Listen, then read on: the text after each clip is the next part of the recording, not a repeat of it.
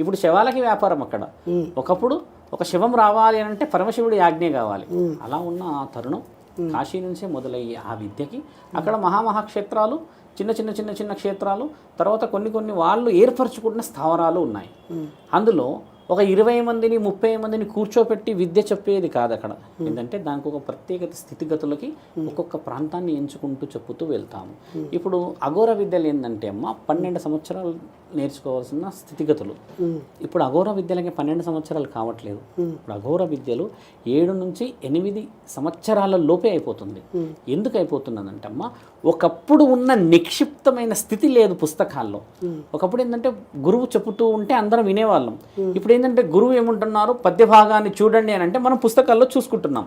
ఒకప్పుడు గురువు ఏం చేశారంటే అమ్మ, కేవలం ఒక మర్రి వృక్షం కింద కూర్చొని ఆయన ఇలా పుస్తకాన్ని చదువుతూ ఉంటే అందరూ వినేసి మస్తకము నుంచి మస్తకాన్ని స్వీకరించేవాళ్ళు. మస్తకం అని అంటే మెదడు.